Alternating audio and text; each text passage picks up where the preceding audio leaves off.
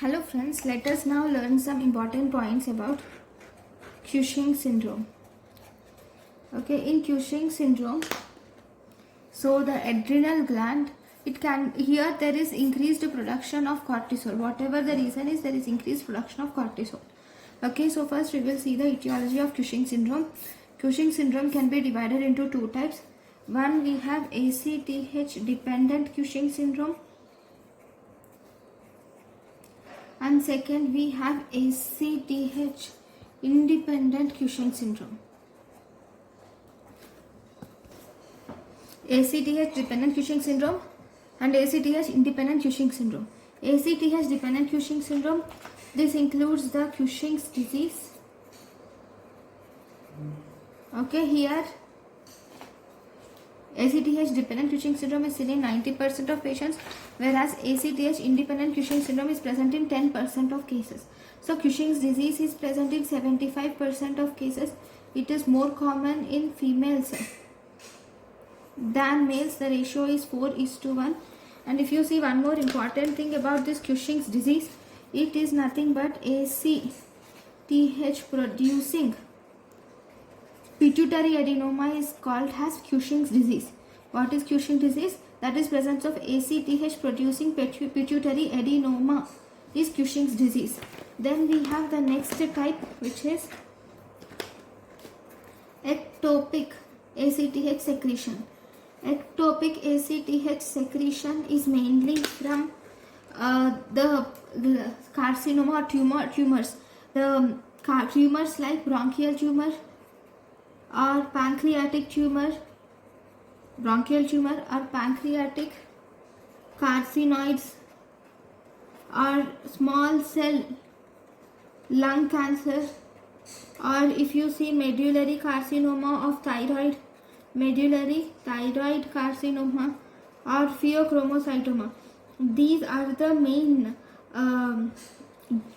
cancers which will produce ACTH, ectopic ACTH. Okay, then if you see ACTH independent Cushing syndromes includes, we have this ectopic ACTH secretion is seen in 15% of patients. Here male to female ratio is almost equal.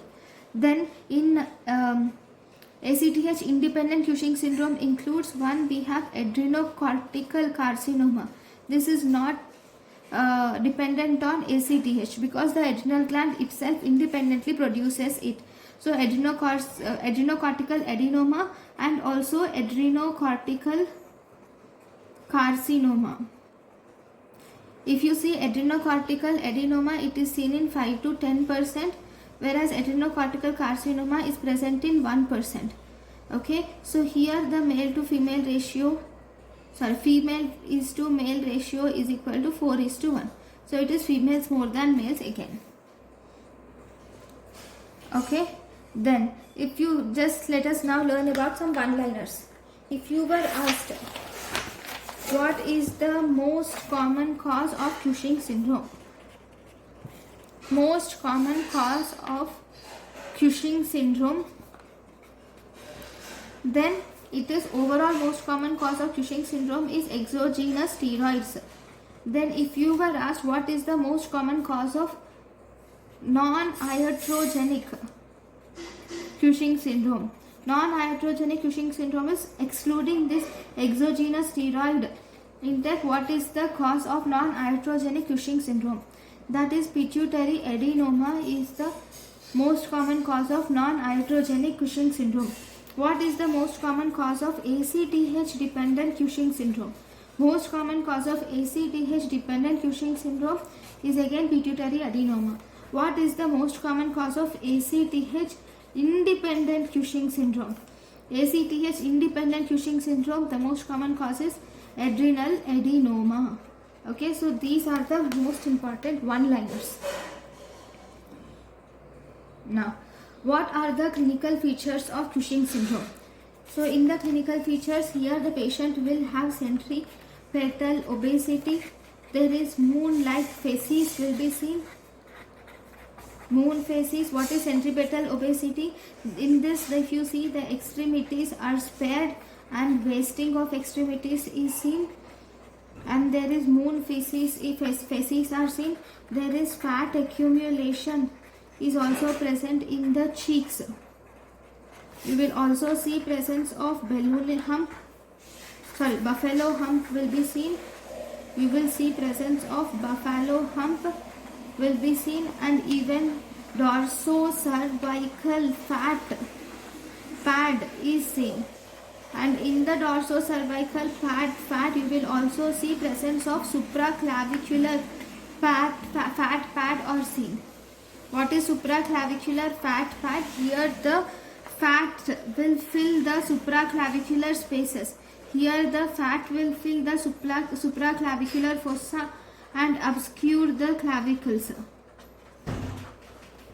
Okay, so these are the main features of the Cushing syndrome. So what is the earliest clinical features of Cushing syndrome? If you were asked what is the earliest clinical feature of Cushing syndrome, the earliest clinical feature of Cushing syndrome is weight gain is the earliest clinical feature of Cushing syndrome. Okay, if there is weight gain, this will lead to increased peripheral resistance, which will again lead to increased insulin resistance will occur, and this will again lead to hypertension and also diabetes mellitus. Then if you see the next manifestations like skin or dermatological manifestations, you will see presence of skin will atrophy, and even the stratum corneum will get thinned out.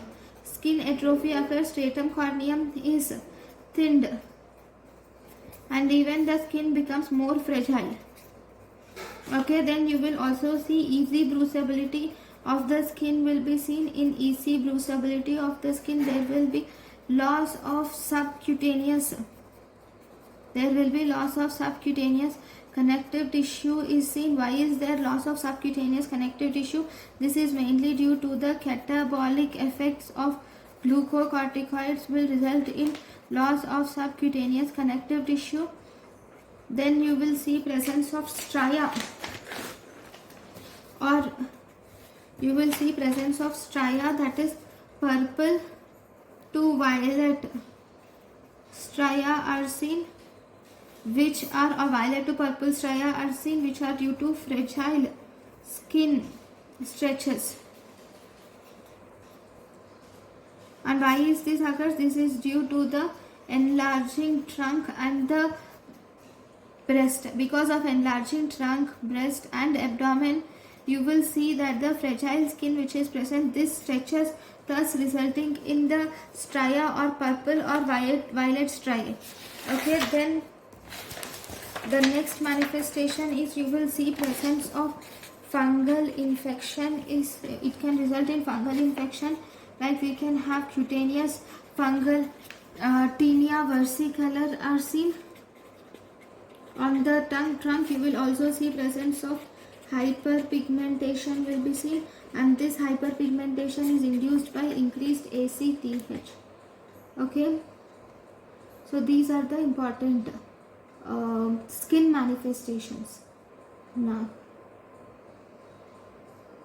then if you see the rest, menstrual irregularities are also seen. In menstrual irregularities, okay, it results in oligomenorrhea. This will result in oligomenorrhea. It will result in amenorrhea. Okay, now if you see signs of adrenal excess, signs of adrenal androgen excess, because this will also result in increased androgen will also increase. So signs of adrenal androgen excess, if you see, these are seen mainly in women. Not even mainly, it is women. Only in women you will see this, because if you see what is the major source of androgen, differs in male. In women. In women it is adrenal gland is the major source of androgen. In women, in female adrenal gland is the only gland for androgen secretion, whereas in males testis is the main source of androgen secretion. Main source of androgen secretion is testis in males, whereas It is in females, it is adrenal gland, and as a result you will see this signs of adrenal androgen excess is seen in women only. Okay, so what do you see? What are the signs? You will see presence of hirsutism, increased libido is seen, then infertility, hirsutism, increased libido, infertility, there is oily facial skin will be seen, and acne you will see, and you will also see presence of virilization are seen. So these are the main signs of androgen excess in women in Cushing syndrome. And here in Cushing syndrome you will also see that there is proximal muscle wasting. Proximal muscle wasting is seen in Cushing syndrome, which is called as myopathy. Okay, and these Cushing syndrome will also decrease these glucocorticoids will also decrease the calcium absorption in intestine. Because of decreased calcium absorption in intestine, decreased bone formation, and due to increased bone resorption, and due to decreased renal calcium absorption, so all these will result in osteoporosis or bone loss. Okay, next if you see glucose tolerance, glucose intolerance also occurs. Osteoporosis has occurred, and glucose intolerance occurs mainly due to the stimulation of gluconeogenesis by cortisol. It occurs due to the stimulation of gluconeogenesis by cortisol. This glucose intolerance will also lead to peripheral insulin. Glucose intolerance mainly occurs due to the peripheral insulin resistance. Why is this peripheral insulin resistance present? It is because of obesity. Then if you see hypertension and cardiovascular risk, here this will also cause, this Cushing syndrome also causes hypertension. Actually it mainly causes diastolic hypertension. So it causes moderate diastolic hypertension, and you can see hypokalemia is also seen. Hypokalemia with severe hypertension can be seen in cases of ectopic ACTH production. And sometimes you will also see presence of thromboembolic events. Okay, next if you see psychiatric manifestations are also seen. These will also result in psychosocial changes.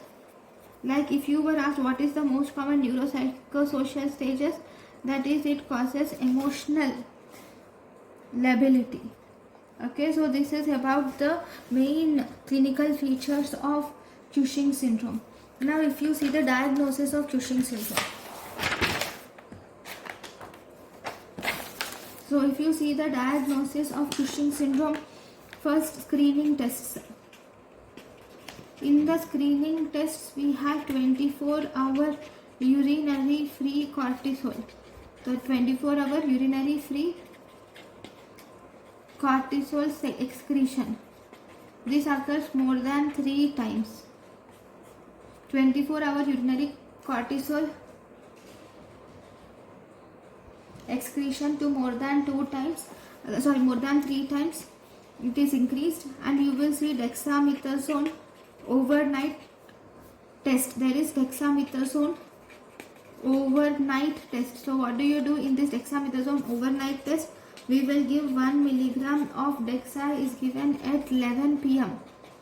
and you will check plasma cortisol more than 50 millimoles per liter at 8 p.m. at 8 a.m. that is in the morning. So then you can think that it can be, you can suspect Cushing syndrome. Okay, so this is one of the screening tests. Then if you see, we can also do midnight plasma cortisol. The midnight plasma cortisol level should be, if it is more than 130 nanomole per liter, or if midnight salivary cortisol level is more than 5 nanomole per liter, then then you can suspect the Cushing syndrome. Once you have suspected the Cushing syndrome, then you will have to go to the confirmatory tests. In confirmatory test, you will do low dose DEXA test can be done. Okay, this low dose DEXA test, here you will do 6.5 milligrams 6 hourly for 2 days, and you will do plasma cortisol value should be more than if you give DEXA low dose, that is 0.5 milligram 6 hourly for 2 days, and then if you check the plasma cortisol level, if it is more than 50 nanomoles per liter, then it is Cushing syndrome. Okay, the next test is you can also do plasma ACTH levels, or you can do high dose DEXA. In the high dose DEXA test, in this you give 2 milligrams, that is high dose of DEXA is given 6 hourly for 2 days. And if you see the cortisol, now the cortisol suppression will be seen to be more than 50% in Cushing syndrome. Then you can also do cortisol releasing hormone test. Cortisol releasing hormone test can be done. Then we can do MRI pituitary is done. Then we can do HRCT of chest. HRCT of the chest is done to identify. It is done to identify the lung tumor. Then we can also do CT adrenals are also done. So these are the all confirmatory tests which you do for Cushing syndrome. But what about the algorithm? Let me now write the whole algorithm of Cushing syndrome. So first you will start your first screening with doing dexamethasone. Dexamethasone is given 1 milligram per orally at 11 p.m. If you give dexamethasone,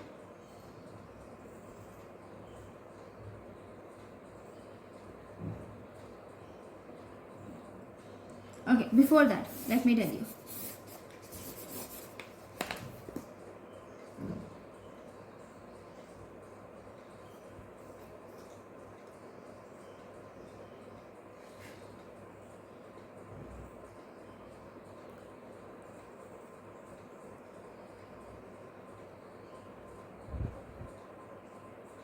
So I will just write the algorithm properly.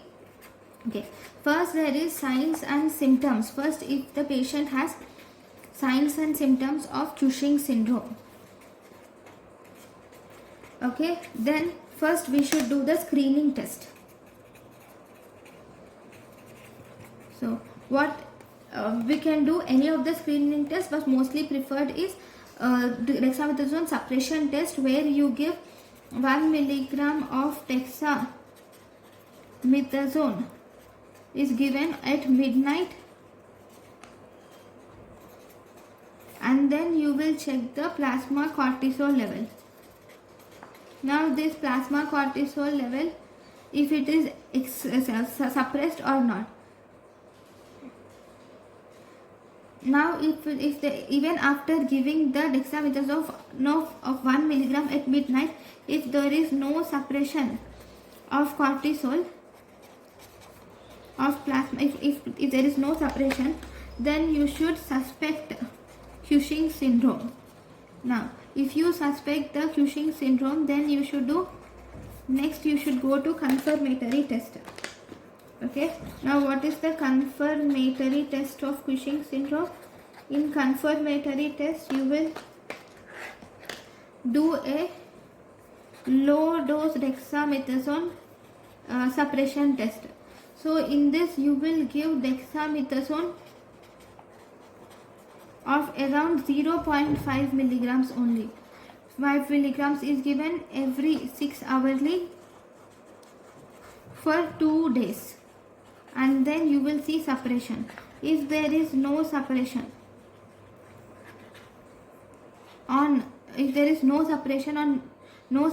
of plasma cortisol again, then obviously this is confirmed to be now the Cushing syndrome is confirmed. Now after confirming the Cushing syndrome is confirmed, now what should you do? You do to diagnose the etiology. Now your aim is to diagnose the etiology, determine the etiology. In order to determine the etiology, now you will do, in this now you will do high dose DEXA suppression test. In high dose DEXA suppression test, you will give 2 milligrams of DEXA is dexamethasone. 2 milligrams of dexamethasone is given every 6 hourly. After giving 2 milligrams of dexamethasone every 6 hourly, you will see suppression of cortisol. If suppression of cortisol is seen after 2 milligrams of dexamethasone 6 hourly, then it is adrenal hyperplasia. Here the adrenal hyperplasia is secondary to pituitary ACTH. So definitely it is due to pituitary ACTH secretion. Okay. Now, if there is no suppression even now, no suppression of cortisol production, now if you see, then it was the adrenal hyperplasia is either due to ectopic ACTH production, is mainly due to ectopic ACTH production.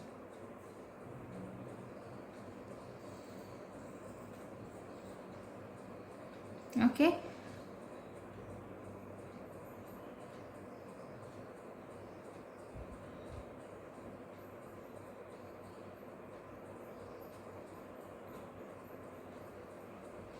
Right. So these are the main important. This is how you diagnose the test. One more important thing for pituitary ectopic syndrome to differentiate is we can do petrous is to peripheral vein ACTH. When you do petrous vein to peripheral vein ACTH, if it is more than 2:1, then it is pituitary ACTH. Okay, if it is less than 1.4:1, then it is ectopic ACTH. So these are the main tests to confirm the diagnosis.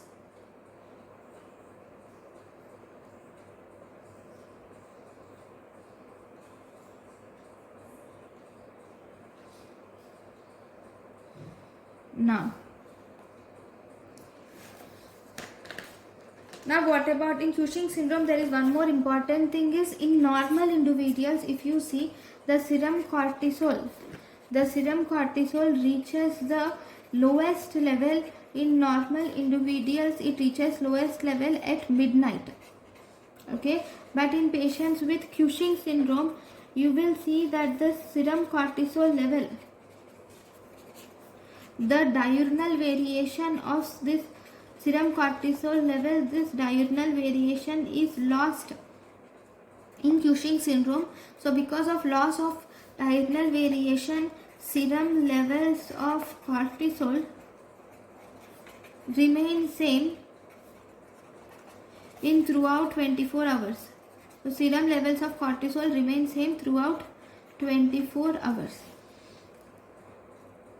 Okay, so this the diurnal variation is lost in the Cushing syndrome and it is consistent. The diurnal variation is lost and is consistent in Cushing syndrome. Now, if there is one more important thing is in ectopic ACTH production. We have said ectopic ACTH production. I'm sorry. Okay, I'll write it here. When there is ectopic ACTH secretion, and Cushing syndrome. So, versus Cushing syndrome. What is the differentiating feature between the ectopic ACTH secretion and Cushing syndrome?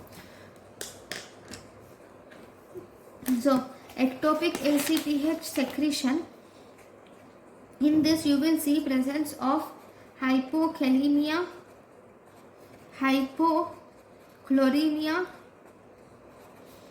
alkalosis. Which alkalosis? Metabolic alkalosis are seen mainly in the ectopic ACTH production. So main differentiating feature between ectopic ACTH production and Cushing syndrome is presence of hypokalemia, hypochloremia and metabolic alkalosis are present in prominent manifestation of ectopic ACTH syndrome. Now, let us now learn about the medical therapy of Cushing syndrome. Now, if you see the medical therapy of Cushing's syndrome is of mainly 5 types. 1, 2, 3, 4, 5 types.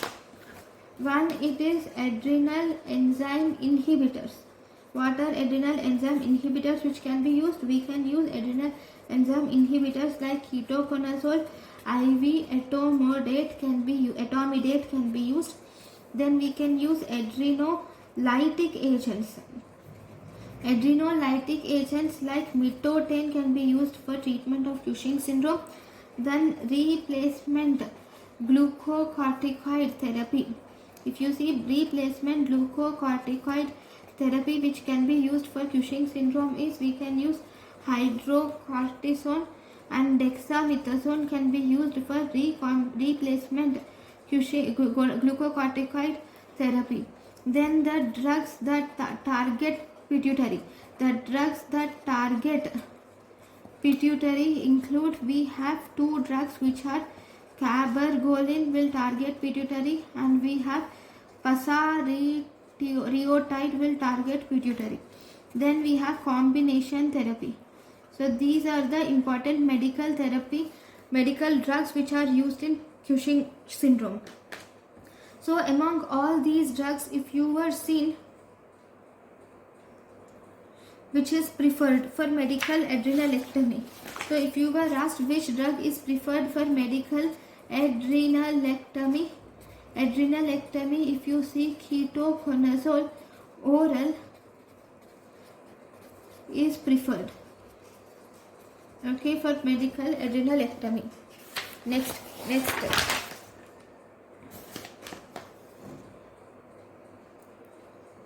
Next question is, what are the main indications of medical therapy in Cushing syndrome?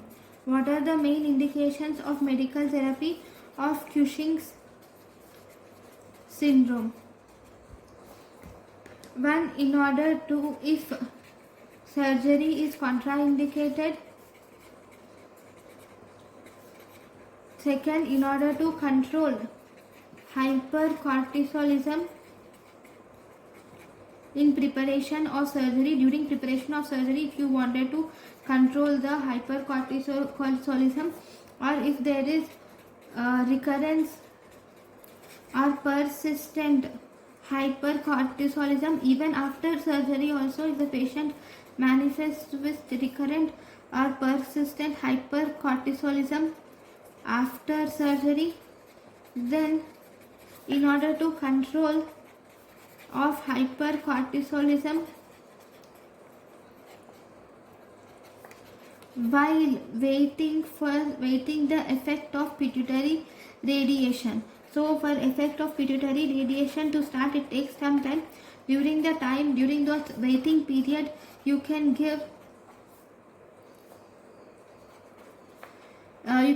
this medical therapy. This is especially in ACTH secreting pituitary tumors. Then it is also useful for the treatment of occult ectopic ACTH syndrome, where the etiology is difficult to find.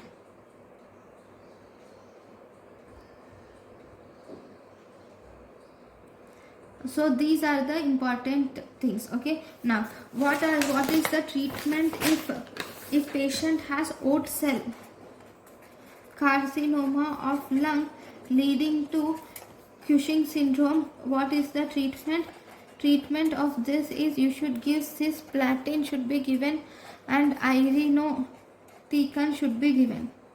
Okay, now what surgery do you do? The surgery for Cushing syndrome is you do transsphenoidal pituitary surgery is done in pituitary adenoma. Transsphenoidal pituitary surgery is done in pituitary adenoma. In this surgery you will have to locate and remove the ectopic ACTH source. You can locate and remove the ectopic ACTH source, and you can do unilateral or bilateral adrenalectomy can also be done. Okay, if it is adrenal adenoma, or the Cushing syndrome is due to adrenal carcinoma, then you can do adrenalectomy. If it is due to pituitary adenoma, then you can do transsphenoidal pituitary surgery should be done. Then after doing this, so yeah, this is about the surgery types. One important thing is about the Nelson syndrome. What is Nelson syndrome? Here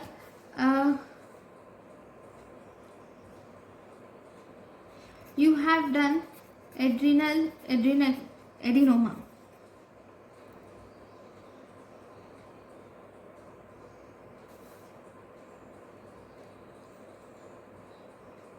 What is Nelson syndrome? Here, because of adrenal adenoma, you have done adrenalectomy.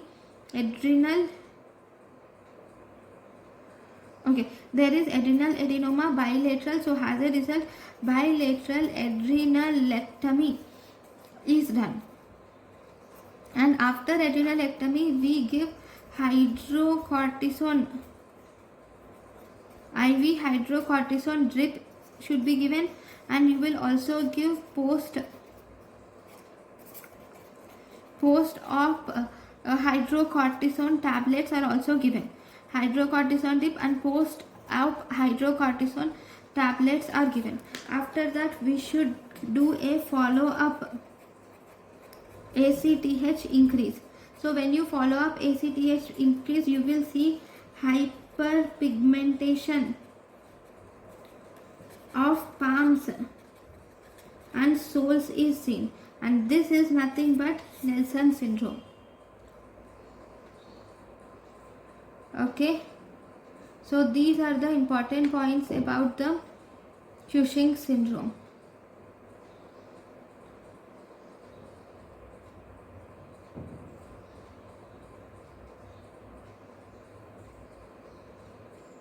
Now there is one more important thing is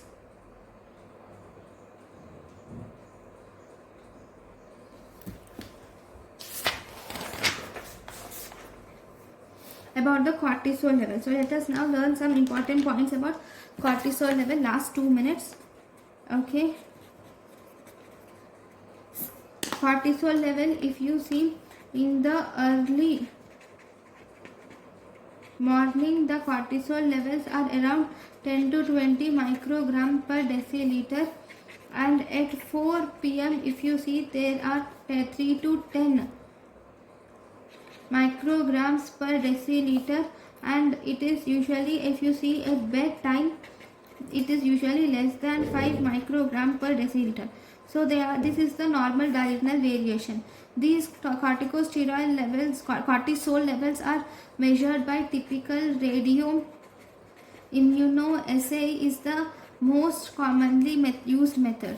Okay, then if you see, if you were asked what is the single best biochemical marker of Cushing syndrome, what is the single best biochemical marker of Cushing syndrome? Then this is elevation of urinary free cortisol excretion is the single best method for measurement of Cushing syndrome. So thank you for watching.